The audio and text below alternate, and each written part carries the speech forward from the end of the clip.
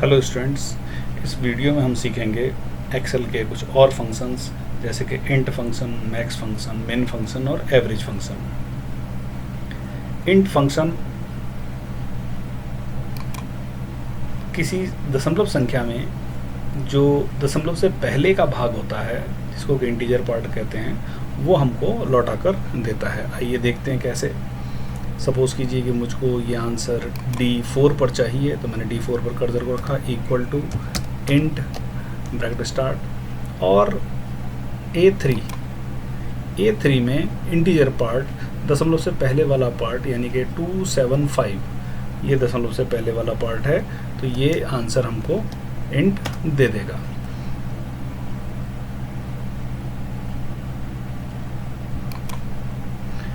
अगर मैं चाहूँ कि मुझे दशमलव के बाद वाला पार्ट चाहिए हो, तो उसके लिए हमारे पास देसी करके कोई फंक्शन नहीं होता है, तो वो हमको खुद ही बनाना पड़ेगा कि मैं A3 में से अगर इंटीजर पार्ट ऑफ A3 घटा दूँ तो मुझको 0.45 मिल जाएगा। अगला फंक्शन है हमारा मैक्स फंक्शन। मैं यहाँ पर उसको लिखता हूँ। मैक्स फंक्शन दी गई रेंज में जो सबसे बड़ी संख्या है वो हमको लौटा कर देता है। सबसे बड़ी नंबर संख्या जो है वो हमको लौटा कर देता है। मैक्स A1 to A10,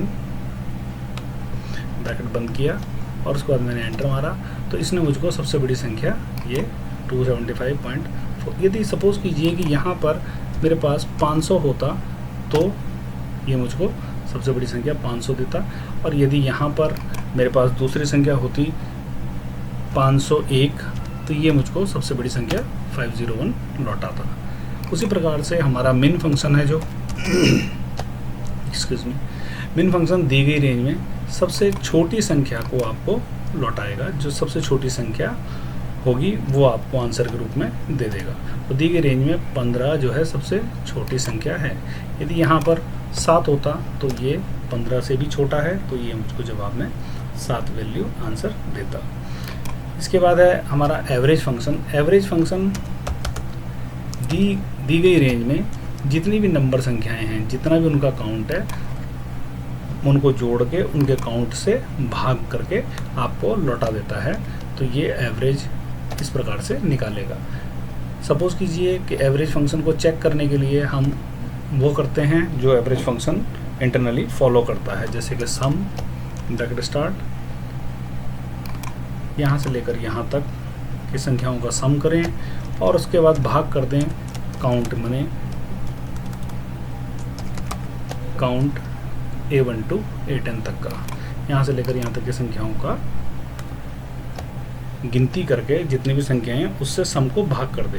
तो यदि हम उसको इस फंक्शन को अप्लाई करते हैं तो हम पाते हैं कि हमारा जो जवाब है वो बिल्कुल एवरेज के जवाब के बराबर ही है। तो इस ट्यूटोरियल में हमने सीखा कि कैसे हम इंट फंक्शन का प्रयोग करते हैं, कैसे हम मैक्स फंक्शन का प्रयोग करते हैं, कैसे हम मिन फंक्शन का प्रयोग करते हैं और कैसे हम एवरेज फंक्शन का प्रयोग करते हैं।